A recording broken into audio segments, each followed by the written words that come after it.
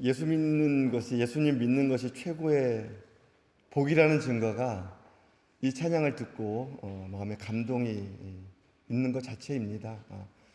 이 찬양 가사와 이 찬양이 저와 여러분의 평생의 고백, 한 주간의 또 승리의 길을 걷게 하시는 그런 위로와 힘이 될 것을 믿습니다.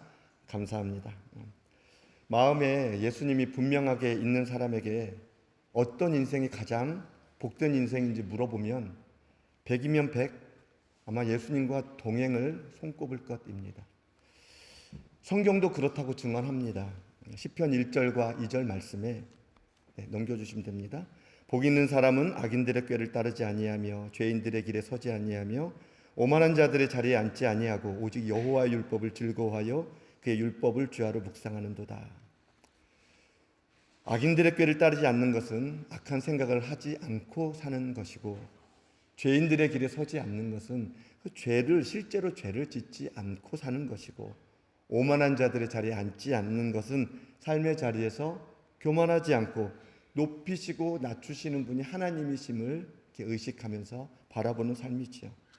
그러기 위해서는 여호와의 율법을 즐거워하고 주야로 묵상해야 합니다. 말씀이신 예수님을 즐거워하고 말씀이신 예수님을 늘 생각하며 사는 거지요. 예수님과 동행입니다. 이게 복 있는 사람이라고 하나님은 말씀하십니다. 그러니 예수님이 마음에 있는 사람은 가장 복된 인생은 그것 예수님과 동행입니다 라고 서스럼 없이 누구에게든지 이렇게 말할 수 있는 거지요. 그러면 반대로 가장 불행한 사람은 말할 것도 없이 예수님과 동행하지 않는 사람이 불행한 것이지요. 불행한 사람입니다. 시편 1편 마지막 6절은 이렇게 끝이 납니다. 무릇 의인들의 길은 여호와께서 인정하시나 악인들의 길은 망하리로다. 악인이라고 하지 않고 악인들의 길이라고 한 의미는 악한 마음, 악한 생각, 악한 행동을 계속하며 살았다는 말씀입니다. 예수님과 동행하지 않았다는 말씀이지요. 악인들의 길은 망할 것이라는 의미는 돌이킬 기회를 주시고 돌이키면 받아주시는 하나님을 알지 못하고 믿지 못하고 계속 그 악한 길로 가면 결국은 망한다는 그런 뜻이지요. 여러분, 하나님은 회개하고 하나님께로 돌이키면 살려주시는 하나님이십니다. 남유다 왕 가운데 므낫세 왕이라는 왕이 있습니다. 이 므낫세 왕은 그 이전에 어떤 왕보다도 하나님의 뜻을 거스르는 악한 왕이었습니다. 하나님께서 이 므낫세 왕의 꾀임에 빠진 이 백성들의 이 악행을 보시고 역대하 33장 9절 말씀에 유다와 예루살렘 주민이 므낫세의 꾀임을 받고 악을 행한 것이 여호와께서 이스라엘 자손 앞에서 멸하신 모든 나라보다 더욱 심하였더라. 하나님이 멸하신 이방의 모든 나라들보다 이 이스라엘 백성들, 하나님께서 택한 백성들이 악행이 더 심했다고. 이 심한 악행을 하게 한 원인이 므낫세 왕에게 있었던 거죠. 그러니 이 므낫세는 얼마나 악한 왕인지요. 그런데 하나님께서는 이 므낫세 왕의 회개를 받으셨습니다. 역대하 33장 12절 13절에 그가 환난을 당하여 그의 하나님이 여호와께 간구하고 그의 조상들의 하나님 앞에 크게 겸손하여 기도하였으므로 하나님이 그의 기도를 받으시며 그의 간구를 들으시자 그가 예루살렘에 돌아와서 다시 왕위에 앉게 하시매 므낫세가 그제서야 여호와께서 하나님이신 줄 알았더라. 아멘. 예수님이 십자가에 달리셨을 때 예수님 좌편과 우편에 강도가 함께 매달렸습니다. 십자가는 당시 가장 흉악한 죄인이 달린 것이 십자가지요. 최고의 극형입니다. 웬만한 죄로는 십자가에 달리지 않습니다. 예수님과 함께 매달린 강도, 아주 끔찍한 죄를, 아주 흉악한 강도인 거지요. 그런데 한편 강도는 예수님을 향하여 너가 그리스도가 아니냐? 그렇다면 우리를 한번 구원해봐라라고 소리치며 예수님을 비방했습니다. 그러나 반대편에 있는 강도는 비방하는 그 강도를 꾸짖었습니다. 누가복음 23장 40절 41절 말씀에 하나는 그 사람을 꾸짖어 이르되 네가 동일한 정죄를 받고서도 하나님을 두려워하지 아니하느냐? 우리는 우리가 행한 일에 상당한 보응을 받는 것이니 이에 당연하거니와 이 사람이 행한 것은 옳지 않는 것이 없느니라 하고, 그리고 더 나아가 예수님을 향해서 예수여 당신이 나라에 임하실 때에 나를 기억하소서라고 소리쳤습니다. 여러분, 십자가와 십자가 사이의 거리는 최소한 몇 미터는 떨어져 있지 않았을까요? 예수님과 강도 사이는 최소한 이렇게 1미터 이상, 아니 1미터 너무 가까이 아니죠. 몇 미터 이상은 떨어져 있었을 겁니다. 작은 소리 들리지 않았을 것입니다. 그러니 강도와 강도 사이는 더 멀었겠지요. 한 강도가 다른 강도를 향해서 네가 동일한 정죄를 받고서도 하나님을 두려워하지 아니하느냐? 우리는 우리가 행한 일에 상당한 보응을 받는 것이 이에 당연하거니와 이 사람이 행한 것은 옳지 않은 것이 없느니라 라는 이 꾸짖음은 큰 소리로 외치는 꾸짖음입니다. 들리게 하는. 성경은 구체적으로 말하고 있지 않지만 자신이 십자가에 매달린 것은 행한 일에 상당한 보응을 받는 것이라고 하는 이 외침, 예수님이 행한 것은 예수님이 행하면 옳지 않은 것이 하나도 없다라고 하는 이 외침을 보면 한편 이 강도는 분명한 회개의 역사가 있었음이 분명합니다. 이 강도의 회개는 정말 극적인 회개고 정말 성령의 역사로 일어나는 회개고 눈이 활짝 열린 믿음의 회개입니다. 왜냐하면 아무도 예수님을 주님이라고 인정하지 않는 그때입니다. 인정할 수도 없는 상태지요. 매맞고 끌려가고 십자가에서 피 흘리시는 이 비참한 상태에 있는 예수님을 주님이라고 부르고 주님이라고 인정한 외침입니다. 한편 강도의 외침은 그 어떤 사람의 회개보다 더 강력한 회개였던 거지요. 이 외침을 들은 예수님께서 누가복음 23장 43절 말씀에 예수께서 이르시되 내가 진실로 내게 이르노니 오늘 내가 나와 함께 낙원에 있으리라 하시니라. 예수님은 영원히 함께 하시겠다는 이 동행의 약속을 이렇게 주셨습니다. 강도는 예수님과 함께하는 최고의 복을 받았습니다. 십자가에 매달린 상황이 아니었다면 더 큰 복이었을 텐데 인간적인 눈으로 보면 상당히 아쉽지만 사람이 죽는 것으로 끝이 나는 것이 아니라 그 후에는 심판이 있다는 이 하나님의 말씀에 비춰볼 때 강도는 정말 최고의 복을, 하나님과 동행하는, 영원히 동행하는 최고의 복을 받은 것입니다. 하나님은 아무리 흉악한 죄인이라 할지라도, 여전히 악한 길에 서 있는 사람이라 할지라도, 아무리 허랑방탕하게 살아도 믿고 마음을 돌이키면, 하나님을 믿고 마음을 돌이키면 반드시 함께 사는 이 동행의 복을 주십니다. 악인들의 길이 망하는 길인 이유는 회개하지 않고 마음을 돌이키지 않고 하나님과 동행하지 않기 때문에 망하는 길인 거죠. 망하는 길입니다. 지난 9월달, 10월달 이 2달 동안 예레미야서를 가지고 새벽 기도를 해왔습니다. 참 은혜를 많이 받는 시간이었는데요. 오늘 이 말씀이 이 예레미야서의 마지막 52장의 내용입니다. 오늘 소제목을 보니까, 성경을 보십시오. 소제목을 보니까 여호와의 성전이 헐리다입니다. 소제목. 12절부터 23절까지 내용은 여호와의 성전이 헐린 그 내용입니다.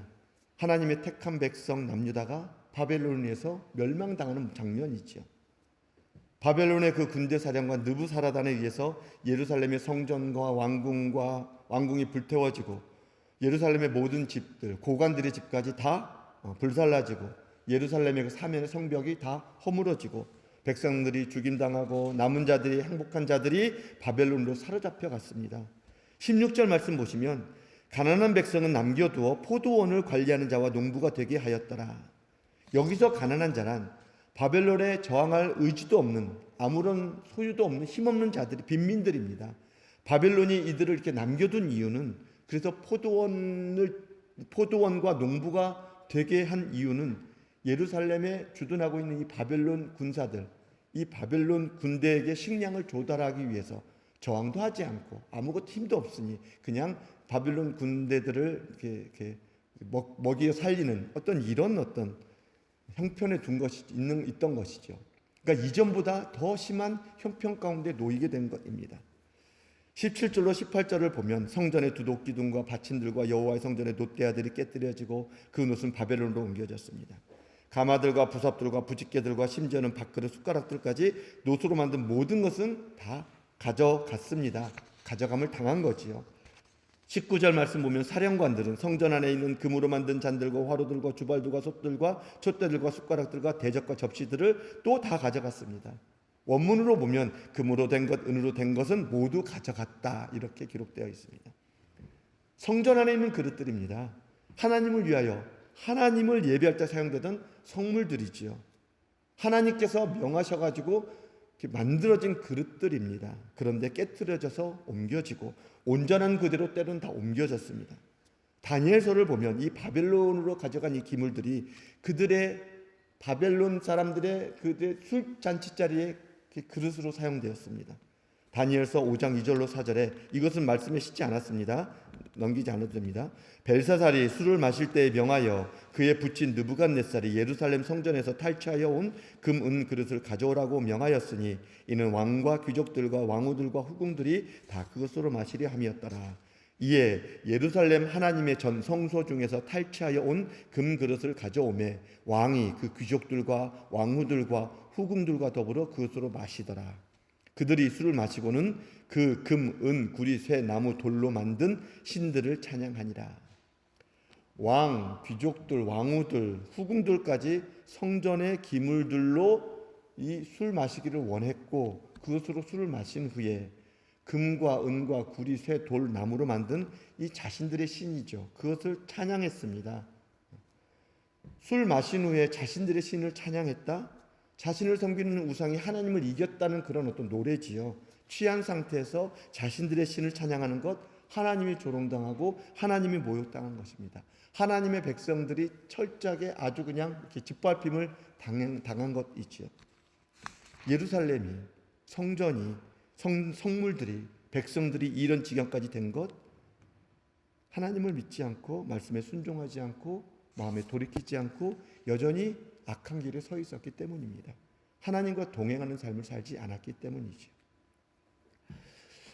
하나님께서 이스라엘 백성들을 애굽에서 구원하여 내시고 가나안 땅에 보내시면서 오늘 아침 계속 말씀이 꼬이네요. 너무 피곤해서인 것 같습니다. 어저께 막 돌을 너무나 깼더니 지금 몸이 막 천근만근 막 삭신이 쑤시지 않는 데가 없습니다. 이해해 주시기 바랍니다. 가나안 땅에 들여보내면서 주신 말씀은 가나안 땅에 들어가서 우상을 섬기면 가나안 족속들처럼 망하고 쫓겨날 것이라고 경고하셨습니다. 신명기 8장 19절 20절에 네가 만일 네 하나님 여호와를 잊어버리고 다른 신들을 따라 그것을 섬기며 그들에게 절하면 내가 너희에게 증거하노니 너희가 반드시 멸망할 것이라. 여호와께서 너희 앞에서 멸망시키신 민족들 같이 너희도 멸망하리니 이는 너희가 너희의 하나님 여호와의 소리를 청종하지 아니함이니라. 가나안 땅을 정복할 때 여호수아에게도 똑같이 명령하셨습니다. 그 땅의 우상들 다 헐어버리고 부수고 불태우라고 명하셨습니다. 하나님 말씀에 순종하라, 하나님과 동행하라는 명령이죠. 그러나 계속해서 악인들로 간 이 이스라엘, 오늘 그 형편, 이렇게 된 형편은 그 길로 계속 갔기 때문에 결국 하나님께서 그 약속하신 말씀 그대로 그냥 행한 것, 그냥 당한 것입니다. 선지자들을 계속 보냈지만 소용없었고 먼저 북이스라엘을 멸망시키는 이 하나님의 일을 눈으로 보고서도 그 악한 길에서 떠나지 않은 이 남유다. 결국 바벨론의 손에 허물어지고 불태워지고 잡혀가는 정말 수치와 부끄러움 당하고 하나님이 조롱당하는 지경까지 갔습니다. 여러분, 하나님이 함께하지 않는 성전은 더 이상 성전이 아니지요. 아무리 금으로 지어졌어도 대리석으로 지었어도 막 비싼 그냥 크리스탈로 지었어도 하나님이 함께하지 않으면 그냥 금일 뿐이고 돌일 뿐이고 유리일 뿐입니다. 우상 신전들 똑같이 금, 은, 돌, 유리 얼마든지 그것으로 만들었습니다. 바빌론 지금 그 백성 바빌론 그 사람들이 그 성전에는 금 그릇을 가지고 와서 그것으로 자신들이 만든 금, 은, 돌 그것들로 신들을 노래 불렀습니다. 아무것도 아니라는 거죠. 유럽의 교회들, 그 크고 화려했던 교회 건물이 체육관으로 술집으로 춤추는 곳으로 변했다는 소식은 이미 오래된 이야기입니다. 그곳이 하나님이 임재하시는 교회, 하나님이 함께하는 성전, 하나님을 예배하는 교회라고 어느 누구도 말하지 않습니다. 2012년인가요? 그 유명했던 미국의 그 수정교회, 아마 잘 아실 것입니다. 수정교회가 2012년에 파산되었습니다. 그 미국 그 캘리포니아 오렌지 카운티의 20세기의 현대 건축가라고 불리는 이 필립 존슨이 설계한 로버트 슐러 목사, 정말 유명한 목사님이시죠. 로버트 슐러 목사님이 건축한 이 교회, 12,000개의 유리, 아마 보신 분들 있을 겁니다. 그 교회 건물은요 정말 상상할 수도 없는 정말 너무나 멋지고 환상적 그림으로만 봐도 대단한 교회입니다. 최고의 파이프 오르간, 1000명이 설 수 있는 성가대, 3000명을 한 번에 수용할 수 있는 그 교회였습니다. 지진이 빈발했던 지역이기 때문에 진도 8.0에도 끄떡없이 견딜 수 있도록 만들어진 교회입니다. 현대 교회 건축의 백미라고 불려졌죠. 그런데 파산을 했습니다. 교회는 매각되었습니다. 크고 화려한 교회가 무너졌습니다. 이 모습을 본 세상은 교회를 비우신 것이 아니라 하나님을 비우셨습니다. 하나님을. 파산된 여러 가지 이유가 있지만 그 이유들을 하나하나 살펴보면 하나님을 믿지 않았고, 믿어도 잘못 믿었고, 하나님 말씀에 순종하지 않았고, 하나님과 동행하지 않았다는 것을 알게 됩니다. 또한 하나님과 함께하지 않은 백성 하나님이 지켜주실 수 없다라고 하는 사실을 또한 보게 되었습니다. 여러분, 하나님과 함께하지 않는 백성 하나님이 지켜주실 수 없습니다. 마음이 하나님이 없는데, 마음이 다른 것을 향하고 있는데, 다른 생각, 다른 마음 품고 사는데 그 성전, 그 사람들 하나님이 지켜주실 수 없지요. 예수님 믿으면 성공한다, 예수님 믿으면 복받는다, 성공주의 신앙, 기복신앙 여전히 지금도 팽배합니다. 그래서 예수님을 믿지만 성공하지 않으면, 건강하지 않으면, 가난하게 살면 마치 신앙생활을 잘못하고 있는 것 같은 이 분위기, 이전보다는 좀 나아졌지만 여전히 많습니다. 이런 신앙의 원조격인 목사님이 미국의 짐 베이커 목사님이죠. 그 목사님을 통해서 강력하게 우리나라 가운데도 들어왔습니다. 1970년대, 80년대 미국의 유명한 TV 설교가 짐 베이커 목사님, 당시 가장 큰 교회당을 그때 당시에 짓고 있었습니다. 그런데 성추문과 공금 횡령죄로 45년형의 선고를 받게 되죠. 그가 감옥에서 성경을 다시 읽고 쓴 책이 I was wrong, 나는 틀렸었다라는 책입니다. 짐 베이커 목사님은 이 고난과 희생은 예수님이 다 담당하셨으니, 다 가져가셨으니 우리는 그저 예수님이 주시는 복만 누리면 된다고 또 그렇게 설교했습니다. 이런 설교를 비판하는 사람들이 있었지만 개의치 않고 예수 믿으면 반드시 성공한다, 반드시 잘 산다라고 확신하면서, 그래서 기도도 하나님 당신의 뜻대로 되기를 원합니다 라고 기도하는 것이 말고, 그렇게 기도하지 말고, 만약에 새 차를 산다고 한다면 주여 뜻대로 이루소서 라고 이렇게 기도하지 말고, 주님 이런 종류, 이런 옵션, 이런 뜻, 이런 세계차 원합니다 라고 구체적으로 당당히 기도하라고 이렇게 설교하고 가르쳤습니다. 그런데 감옥에서 와서 성경을 읽어보니 예수님은 자신이 가르쳤던 것과 정반대로 가르치고 정반대로 사셨음을 깨달았고, 그래서 소름이 끼쳤다고 고백합니다. 그리고 I was wrong 이라고 하는 책을 발간하게 됐지요. 하나님을 잘못 믿었다는 고백이고, 마음이 하나님이 아닌 것으로 다른 것으로 가득했기에 하나님과 끝까지 동행하는 삶을 살지 못했기에 그 결과는 성추문, 공금횡령이라는 죄로 45년형이라는 그 선고를 받고 수치와 부끄러움을 당하고 교회는 세상으로부터 조롱을 받게 되었지요. 안타깝지만 지금도 이런 일들이 있다는 소식이 계속 들려옵니다. 여러분, 예수님을 믿으면 잘 되고, 자녀가 잘 되고, 건강하게 살고, 부자로 살고, 이거 죄 아닙니다. 하나님이 하시면 얼마든지 주시고 얼마든지 그렇게 세우십니다. 하나님이 하시면 얼마든지 가능한 일이죠. 그러나 하나님을 믿는 것이 아니라 하나님에게 나오는 것들, 하나님이 주시는 것들, 이것만을 바라보는 이 믿음, 이것은 하나님을 잘못 알고 있는 믿음이고 잘못된 믿음입니다. 이런 모습은 믿는다고는 말하지만 세상의 돈과 권력과 명예에 휘둘리고 사로잡힐 가능성이 100%입니다. 거의 100%입니다. 이런 마음으로 믿는 것은 나중에 반드시 시험들이 오고 어려움이 겪으면 시험 듭니다. 떠나게 됩니다. 하나님을 이렇게. 이런 모습 가운데 나타나는 것 때문에 세상이 하나님을 조롱을 받고 비웃게 만드는 원인이 됩니다. 또한 하나님을 알지 못하고 잘못된 믿음 가운데 또 하나가 있는데, 예수님 믿으면 반드시 천국 간다는 믿음입니다. 맞는 말이지요. 예수님 믿으면 반드시 천국 갑니다.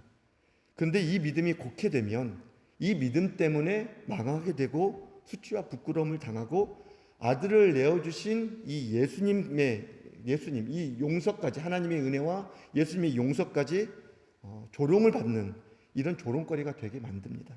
여러분, 예수님 믿으면 구원받습니다. 예수님 믿으면 어떤 죄도 다 용서받습니다. 하나님은 어떤 죄 다 용서하십니다. 과거, 현재, 미래의 죄까지 다 구원하시는 하나님이시고 그것이 하나님의 능력이고 은혜가 십자가입니다.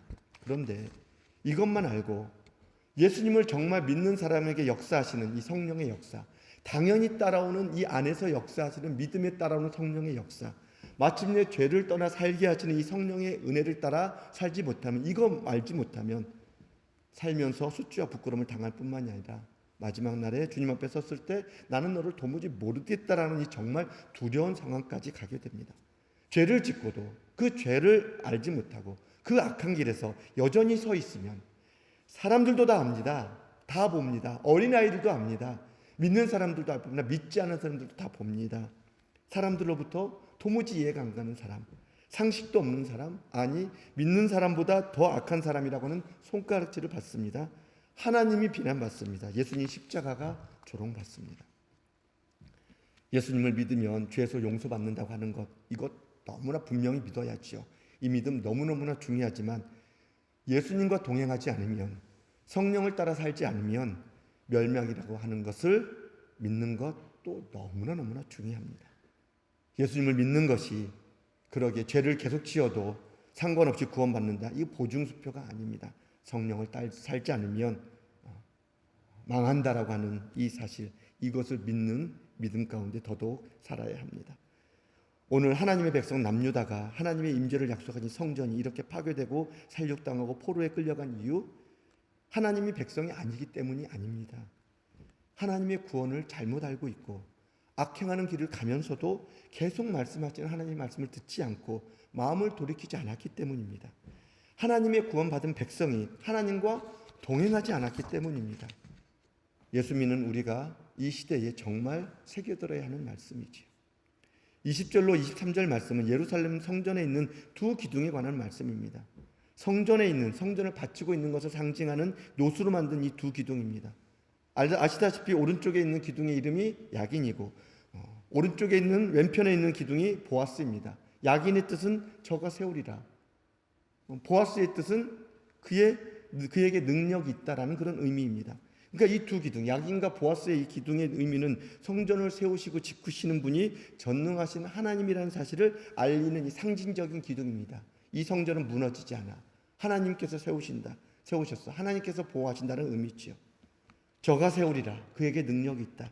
전능하신 하나님이 세우신 교회인데, 아니 성전인데 결코 이 바벨론에게, 이방 사람들에게, 세상의 능력에 무너질 수 없는데, 그런데 깨지고 옮겨졌습니다. 성전의 두 녹기둥이 바벨론에 깨지고 바벨론으로 옮겨진 일은 하나님의 백성들에게 있어서 정말 충격적인 사건입니다.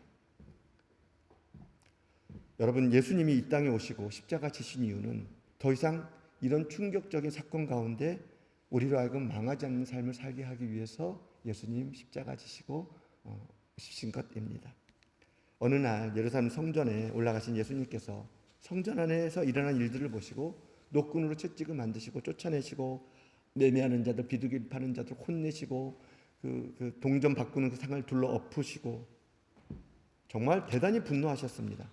이런 예수님을 향하여 거세게 항의하는 바리새인들과 서기관들, 종교 지도자들에게 요한복음 2장 19절 말씀에 예수께서 대답하여 이르시되 너희가 이 성전을 헐라 내가 사흘 동안에 일으키리라. 사흘 동안에 일으키리라는 말씀은 이제 십자가에서 죽으시고 부활하시는 자기 육체를 가리키신 말씀이죠. 예수님이 참 성전이라는 말씀입니다. 그런 선언입니다. 하나님께서는 참 성전이신 예수님이 저와 여러분 안에 들어온 것이 믿어지도록 성령을 보내셨습니다. 아, 내 안에 성령님이 들어와 계신다고? 내가 성령 받았다고? 혹시 이런 의심이 드는 분들은 믿으시기 바랍니다. 지금 여러분이 이렇게 예배를 드리고 있고 교회 지체를 만나면 이렇게 반갑고 찬송을 부를 때 감동을 받고 때로는 말씀 가운데 찔림이 있고 교회를 섬기는 일들에 이렇게 마음을 두고 헌신하고 이런 것들이 다 여러분 안에 성령님이 계시다는 증거입니다. 성령님이 아니고서는 어느 누구도 예수님을 주라 할 수도 없고 교회를 나오지도 못하고 교회를 섬기는 일은 더더욱 못합니다. 그래서 이제 우리는 하나님의 이 은혜를 받았기에 더 이상 정말 충격적인 사건을 받지 않게 하시기 위한 이 성령의 은혜를, 하나님의 측량할 수 있는 은혜를 받았기에 이제는 정말 예수님과 동행하는 삶을 살아야 합니다. 여러분 안에 예수님이 계시다는 것을 정말 믿고 성령을 따라 주님과 동행하는 삶을 살아야 합니다. 교회가 크고 작은 것 생각하지 않고, 사람이 많고 적음도 생각하지 않고, 재정이 얼마네, 이거네, 우리 보리떡 2개밖에 없는데, 물고기 2마리, 보리떡 5개밖에 없는데, 이런 거 생각하지 않고, 나 같은 죄인을 위하여 아들을 내어주신 하나님의 이 은혜, 나를 위하여 십자가에서 피 흘리신 예수님의 사랑, 이것만 생각하고 말씀하시는 성령을 따라 예수님과 동행하는 것만 이제 우리에게 남은 것입니다. 그것뿐입니다. 그거밖에 없습니다. 그것이 살 길이고, 그것이 충격적인 일 가운데 더 이상 살지 않게 되는, 하나님이 기뻐하시는 그 길이지요. 이게 제일 먼저 되어야 하고 결코 놓쳐서는 안 되는 가장 중요한 일입니다. 여러분, 지금 여러분이 가장 두려워하는 것이 무엇인가요? 하나님과 마음이 합했던 다윗이 가장 두려워한 일은 성령이 떠나가는 것이었습니다. 자신의 죄를 깨달은 다윗, 왕위를 잃을까봐, 그 재산이 사라질까봐, 그 명예와 권력 사라질까봐, 죽을까봐 이거 두려워하지 않았습니다. 성령이 떠나가는 것을 두려워했습니다. 시편 51편 10절로 11절에 하나님이여 내 속에 정한 마음을 창조하시고 내 안에 정직한 영을 새롭게 하소서. 나를 주 앞에서 쫓아내지 마시며 주의 성령을 내게서 거두지 마소서. 성령이 떠나가면 왕의 자리도, 부와 명예도, 건강도 다 소용없다는 것을 다윗은 알고 있었기 때문이지요. 우리가 지금 두려워하는 것, 여러분이 정말 지금 두려워하는 것은 질병이 이렇게 있는 것, 집값이 이렇게, 질병이 이렇게 막 지금 코로나19로 막 이렇게 돌고 있는 것, 집값이 막 이렇게 막 막 이렇게 막 정말 이렇게 되는 것, 세계 경제가 막 이렇게 흔들리니까 우리나라 경제도 흔들리고, 뭐 정치 경제 막 문제가 막 이렇게 잘못된 것 같으니까 막 이렇게 흔들리고, 막 사업이 잘 안 되고, 영업이 예전 같지 않고, 직장 문제가 막 불투명하고, 이런 것, 자녀의 미래가 도대체 어떻게 될지, 내 부모님이 어떻게 될지, 이런 것 두려워하는 것이 아니라 죄를 죄로 깨닫지 못하는 것을 두려워해야 하고, 이런 내게 성령이 떠나가는 것을 두려워해야 합니다. 성령을 모르고 성령으로 살지 못하는 것을 두려워해야 합니다. 성령이 떠나가면, 성령으로 살지 못하면 다른 것들은 아무리 많아도, 다 이루어져도, 다 해결되어도 아무 소용이 없는 때가 반드시 오기 때문입니다. 하나님은 아들을 내어주시면서까지 저와 여러분을 성전 삼아 주셨습니다. 참 성전이신 예수님이 이제 저와 여러분 안에 들어와 계십니다. 믿으시기 바랍니다. 이제 남은 것은 성령을 따라 예수님과 동행하는 일만 남았습니다. 예수님과 동행하는 이 복은 시편 1편 3절 말씀에 그는 시냇가에 심은 나무가 철을 따라 열매를 맺으며 그 잎사귀가 마르지 아니한 같으니 그가 하는 일이 다 형통하리로다. 형통은 잘 되는 것도 형통이지만 잘 안 되어도 하나님과 동행하는 것이 형통임을 이제는 정말 아셔야 합니다. 이제는 정말 믿으셔야 합니다. 이게 진짜 형통입니다. 여러분, 성령을 따라 살고 주님과 동행하는 훈련이 교회 공동체 가운데 시작되고, 교회 공동체 가운데서 자라고, 교회 공동체 가운데서 완성된다고 하는 이 눈이 뜨이는 저와 여러분들이 될 수 있기를 정말 축복합니다. 십자가 피로 구원하여 주셔서 나를 교회 삼아 주시고, 교회 공동체 속에서 주님의 모인 교회를 세워가는 일을 통하여 내 믿음이 자라고, 내 연약함이 강해지고, 내 완악함이 부드러워지고, 내 뾰족뾰족한 것이 교회 공동체 속에서 다듬어지고, 이 봉사하고 헌신하면서 사랑이 자라고, 용서가 이해되고, 다른 사람들의 모습을 보면서 나의 부족함을 깨닫게 되고, 서로가 서로에게 작은 예수로 증가하면서 사는 것, 이 교회 공동체 가운데서 할 수밖에, 교회 공동체에서만 가능한 일입니다. 교회 공동체 안에서 하나님의 나라를 이야기하고, 하나님의 나라에 대해서 소망이 생기고 꿈꾸고, 교회 공동체에서입니다. 이곳에서 훈련되어져서 가정으로 가고, 직장으로 가고, 영업장으로 가고, 세상으로 나아가는 거지요. 사랑하는 여러분, 참 성전이신 예수님과 동행하는 삶을 살아내기 위해서, 살아내기를 서로 꿈꾸며 기도하면서 지치지 말고 힘을 내서 함께 걸어갈 수 있게 되기를 간절히 소원합니다. 간절히 정말 축복합니다. 예수님과 동행하는 삶이 가장 행복한 인생이라는 것이 더욱 믿어지는 이 아침이 되기를 예수님의 이름으로 축원드립니다. 우리 이 시간 함께 기도하겠습니다. 기도하실 때 정말 예수님과 동행하기를 너무너무 원하시잖아요.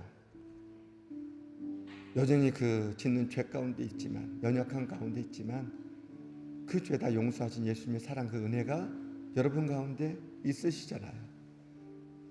동행하는 삶이 축복이고 동행하는 삶이 형통이라는 것도 아시잖아요. 이 알고 있고 우리가 바라고 있는 이 동행이 정말 이제는 사라지게 하여 주옵소서. 내 삶에서 입술로만 고백이 아니라 내 삶에서 교회 공동체 가운데서 사라질 수 있도록 주님 도와주옵소서. 이 삶이 되기를 원합니다라고 이 아침에 기도하기를 원합니다. 기도하며 나아가겠습니다. 하나님 아버지, 정말 살려주신 은혜, 동행케 하신 이 은혜, 하나님 아들을 통해서 성령을 우리 안에 주신 그 은혜, 하나님 이제는 믿어지게 하여 주옵소서. 내가 지금 이렇게 교회에 나와서 예배드리고 내가 하나님을 찬송하고 하나님의 말씀에 찔림을 받고 하나님의 말씀을 사모하고 하나님의 말씀이 기쁘고 하나님의 말씀에 힘을 얻는 것은 내 안에 성령님이 계시다는 증거입니다. 하나님, 성령님이 계시다는 증거 이 분명하게 믿고 이제는 성령과 동행하는, 예수님과 동행하는 정말 축복된 인생, 형통한 인생이 되게 하여 주옵소서. 다른 것 두려워하지 않게 하여 주시고 내 안에 정말 예수님의 성령이 떠나가는 것을 두려워하게 하시고 내 안에 죄가 잘 보여지지 않고 죄가 깨달아지지 않고 이 죄를 사해 주신 예수님 은혜 사랑 잘 만나지 못한 것, 이 은혜 잘 알지 못하는 것, 그것 두려워하게 하시고 이것 잘 몰랐을 때에, 이것 정말 믿지 못했을 때 성령을 따라 살지 못하는 이것, 성령이 떠나가는 것 두려워하게 하여 주옵소서. 이것 두려워할 때 예수님 오셔서 세상을 두려워하지 않게 하시고 두려워하지 않게 하시는 이 하나님의 사랑과 은혜로 이 세상을 넉넉히 승리하게 하실 줄 믿습니다. 이 믿음이 우리 모두에게, 우리 사랑하는 성도들에게, 우리 교회에게 더욱 넘치게 하여 주시옵소서. 감사드리며 예수님의 이름으로 기도하옵나이다. 아멘.